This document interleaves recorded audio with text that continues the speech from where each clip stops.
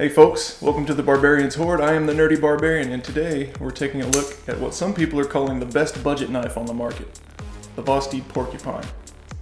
Stick around.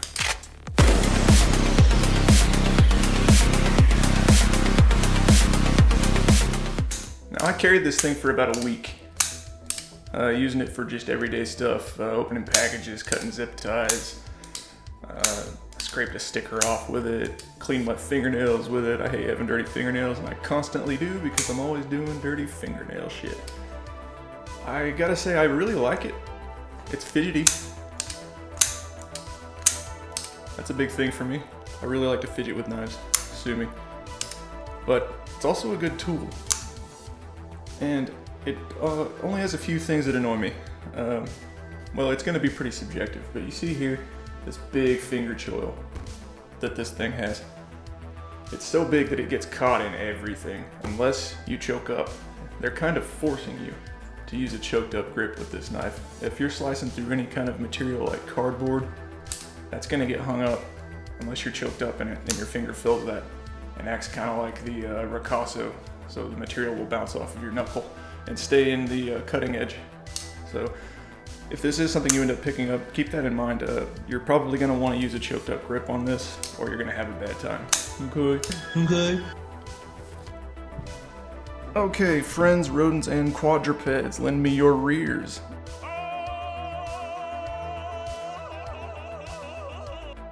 Let us discuss the good news that is the Vosteed Porcupine. Before I get into that though, guys, if you're not subscribed, please do it. I really need some help getting over this initial hump and getting some traction with my videos. You can also follow me on Instagram and TikTok at the Nerdy Barbarian, and if you're really rolling in money and have nothing better to do, consider supporting me on Patreon. That would really help me keep these reviews coming. If you could help, anything will go a long way at this point, so thanks. Now let's get into this. Let's see, what should we start with? Let's start with some comparisons. I'm sorry, I like to try to compare knives against knives that are kind of in a similar budget, but I honestly just don't have a lot of other knives this cheap. It's not that I'm like against it, I don't go out of my way to collect budget knives normally, but that'll be changing. I've got one that I'm not going to put out here because I haven't done a video on it yet, but I'll be getting some more knives in of all kinds of price ranges soon. But for now, forgive me. Here's the Spyderco Smock. Try to line up the butts of the handles so you can get an idea. This is a $200 knife. This is a AD 20.5, also about a $200 knife, maybe $260 and 20 CV. And here's a budget knife, Microtech Ultratech, zero blade play. But if you're familiar with any of these, you might be interested in this knife, even if you do have some of these more expensive knives, because not everybody wants to beat the crap out of their $200 or $300 knife every day. And this is a knife I think just about anyone will like. We'll get into that a little bit later, but I'm gonna pull the scale out here. 3.26 ounces, nice and light. It doesn't feel cheap, but it's not heavy at all. Versus the AD 20.5, 3.664. Smock, 3.666. Evil. Ultratech. This is another really fun fidget toy. 3.7. These are all very close, but this one's the lightest. Turn off scale. And here's a potato for scale, in case you have a potato in your pocket. Okay, sorry, I couldn't find a banana. Materials we got going on here. We got 14C28N, which has become like the de facto budget steel these days. With a nice stonewash finish. I really should have cleaned this off before this video. Sorry, I've been using it a bunch. I'm trying to get this crap off. It held up okay, the finish. It's got some scratches. I'm not sure if I'm going to be able to get them on camera, but in the middle of it here, this way, like up and down at a slight forward angle, I've got some scratches from some really thick, insane cardboard.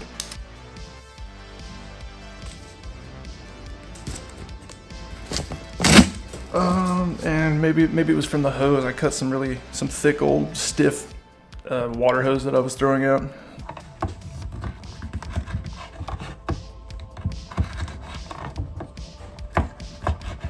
that may have scratched it too.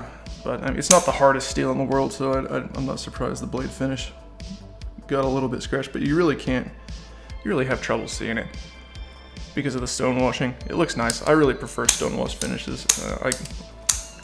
Honestly, I will go out of my way to get a stone wash finish. Sometimes a blade finish will keep me from buying a knife, man. I really don't like buying a knife that I feel afraid to use because it's so polished up.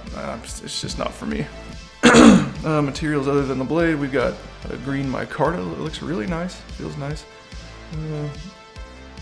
Just a plain Jane. I think it's a captive pivot. We'll tear this down later, and we'll figure that out. I'm not sure. There's no tool hole on this side of the pivot, on what would be the lock side, or this is the show side, I guess. The other side is just a Torx. It looks like a T8. Body screws also look like T8s. Clip screw looks like a T6, maybe? We'll find out. 2 more T8s on that side. Button lock. It's not a plunge lock though. One of the things that drew me to this knife, and is one of the reasons I assume that a lot of people are recommending it, is it's not a plunge lock, which are kind of weak. This has got a button actuated top liner lock, which Spyderco calls the compression lock. That's one of the reasons I pulled out the smock. Exact same locking mechanism at play here. A lot stronger than a plunge lock button lock, which is what a lot of knives have. They have a button lock. You got this wire pocket clip, which I like, not everyone will. Brass accents around a couple of spots here. Big oblong opening hole, which I like. Can't make it round, Spyderco will sue you. Well, fine, go ahead and sue me. I will. I'll sue you in England. You are so sued, kid. And then you can obviously flick it open and close with the button. I wish it had a flipper, but it doesn't. Fit and finish is fine. I haven't noticed any problems. Yeah, it looks nice. Everything's inlet into the micarta the way it should be. I don't see any weirdness going on. There's no ragged edges. It's not totally rounded, but they've cut the corners out of everything. It feels okay. You got some jimping on the back here. I'm not sure you really need, but it's there. Your standard jimping for your thumb, which if you like jimping, you'll be glad is there. That's right where you're going to be when you choke up. And then another thing, which I actually thought was nice. I'm not a jimping person. I've said in a previous video that I don't put a lot of stock in jimping, but it's got this jimping up here on the front. Thumb jimping, and then an index finger for your pinch grippers. You're going to hook it like that and do this. For a utility cut or something, you've got some jimping up there. So if you have fingers made of, oil-covered sealskin, that'll keep you on task. Personally, this blade shape, while I find it aesthetically pleasing, is not my favorite thing for utility purposes. It's got too much belly for me, much like myself. If this was dropped a little lower, it'd be a lot easier, but as it is, you're gonna be rocking quite a bit forward to use that tip. If I had my druthers, I would have maybe a modified sheep's foot. I like a little bit of belly on my knife, but not this much. But it looks nice, and it's not every blade shape's gonna be perfect for everything. I'm sure this will do things that a very small bellied sheep's foot wouldn't. That's gonna be a personal preference thing. Personally, I'd rather it came down a little further. That would make this grip a lot more useful. The action is great. This is one of the fidgetiest knives I own. It's so satisfying. Even when I'm driving around, I'm flicking the thing. Probably shouldn't do that. Don't do that. You're gonna stab yourself, or your knife's gonna go in the airbag and then blow out and stab into you, or you're gonna hit a fire hydrant and stab yourself, or you're gonna be distracted and run over a child. Don't do that. Don't play with knives in the car. The action's great though. It's very slick. It runs on bearings. It came pretty much centered. I mean, I'm not a super duper freak about the centering. As long as we're about 95 to 99% centered, I am totally happy. This thing, maybe if you got out a microscope, it might favor the lock side or the clip side slightly, but it's close enough that no one who's being reasonable would call that not centered. It's only a wafer thin. It's fine. Yeah, it drops shut like crazy when you release the lock bar. And there's like no friction whatsoever in the pivot with the bearings. There's not really a detent ball ramp to speak of. You push this, the thing's gonna fall. It's gonna be clear of that. It's not gonna hang up on anything. Nothing to complain about there. Sharpening clearance for days. Yeah, for days. Huge choil. Too big, actually. Also, if I haven't already, I'll show you the cutting footage. I had a lot of problems with this choil. You're gonna want to choke up. Okay, and this is that heavy-ass cardboard I was talking about. That's way too thick for this test, and I should have used something thinner. And it had to support that 100-pound power tool, so yeah, even with the sharp blade, I'm having to use a lot of force to get through this. And off camera, I actually pulled out another knife that had a razor-sharp edge still. I mean, this is after I'd already cut a bunch of rope and shit in the garage, so the edge has been worn. But I pulled out another knife with a fresh edge, and I had to use a lot of force to get through it too. But even disregarding how thick it is, I kept catching the choil, and 3 or 4 times I caught the choil and it stopped me dead, and that was a little frustrating. So I cut until I can't anymore. Right here, it's about the end of this edge. It stops cutting completely. Yeah, about right here. So I call it good there, and then I take it off and see if it'll open a package. And as you can see, that edge is toast. It's not, it's just tearing. Yeah, and got a bunch of tape residue and shit on it too, so that ain't gonna do any more work until I fix it up. And here you get a cameo of the Gavco. I'll do a video on that at some point. And then I just use some diamond compound and just drop the edge back a bit. And that was all it took to, that and getting the tape residue off, was all it took to get it cutting again. And I was smart enough to finally figure out that I should choke up on this knife to keep my choil from catching on everything, and then it cut a lot better. But yeah, this cardboard is still too thick. I won't use this stuff again. I'll use normal, sane people cardboard. I could probably pull a truck with this. Alright, back to the table. Fill that choil in. But yeah, you could sharpen this easy, lots of clearance. Again, this belly, you're gonna have to watch that so you don't end up with a weird angle with a really wide edge on one side and a really narrow on the other.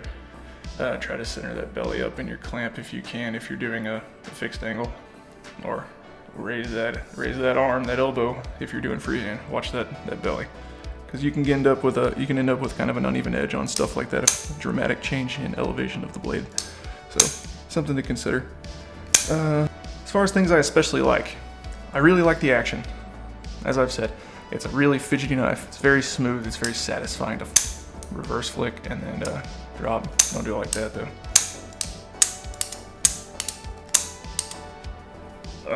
Reverse flick is like my milieu. It is the clay with which I mold my art for the world.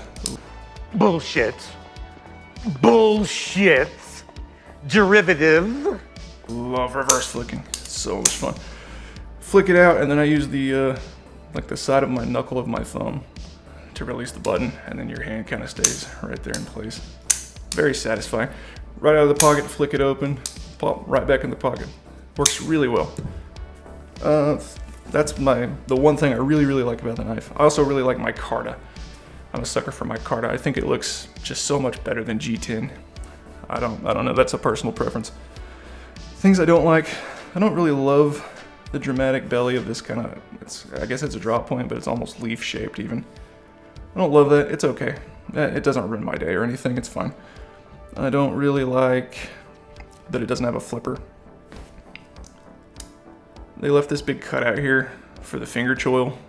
I feel like they could have just squared this off a little bit and gave me a flipper tab, even a front flipper. One more method of deployment, I would have been a lot happier with that. But again, not the end of the world. It's a tool after all, it's not a toy. So I'll use that as a toy and I'll play with my potato instead. Okay, I'm going into this kind of blind. I've never taken this apart. I did just do a hardware check and everything is T8. That's fantastic. That's what we like to see. Also, another thing I didn't notice until now is this thing is reversible. You can put the clip on this side for you lefties out there, you heathens. But yeah, everything's T8, so this will be fairly simple one-tool operation. By the way, don't use a tool like this to take knives apart, and if you do, choke way up on it. You do not need to be taking a T6 or a T8 and tightening it with this much torque. You're gonna break something. So if this is all you got, choke up. I need to order a smaller one just so it looks better on camera and people aren't breaking shit by doing what I do. Okay, let's take this apart.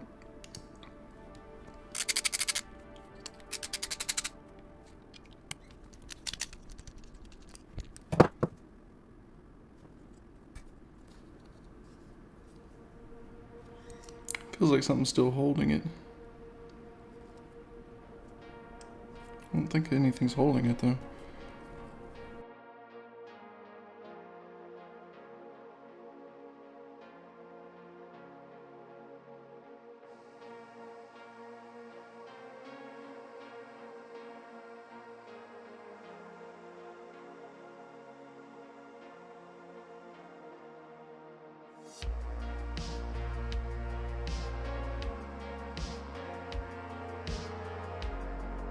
Man, that was really stuck together. I have no idea why. I had everything out. Really tight fit. I guess it's better than loose.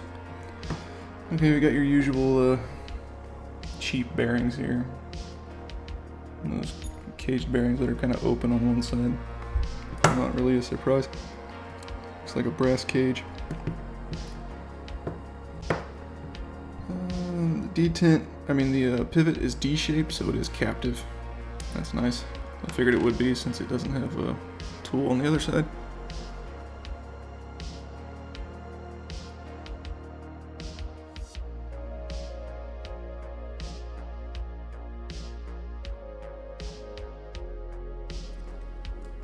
It went together a lot easier than it came apart.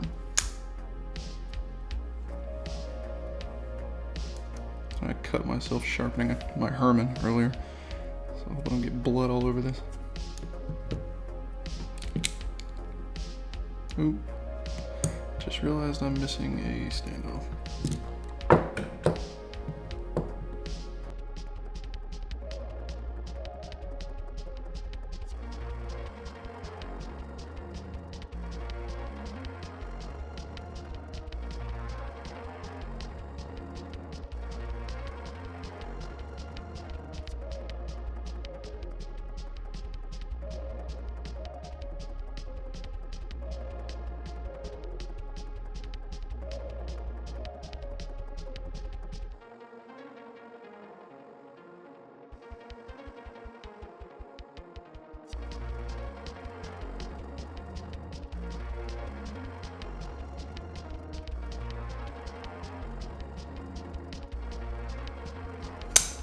There we go.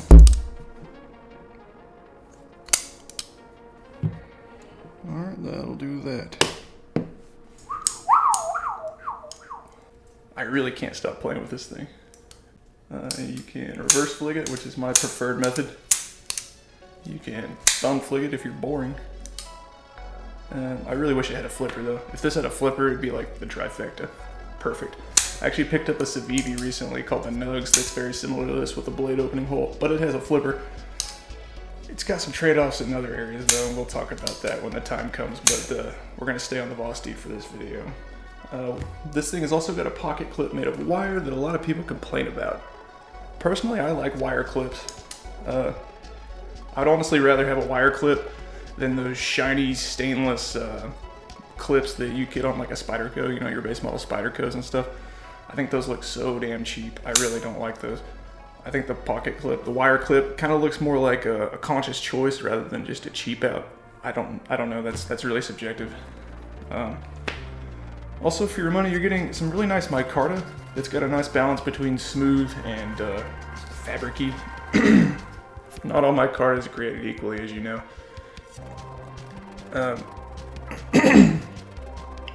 The process of making micarta, or what we call micarta these days, is just taking layers of fabric and soaking them in resin and compressing them, which squeezes out a lot of the resin and leaves the layers of fabric stuck together in a solid piece at the end. And the harder you compress it, the more fabricy your micarta ends up at the end, and the more room you leave for resin to stay in there, so less clamping force.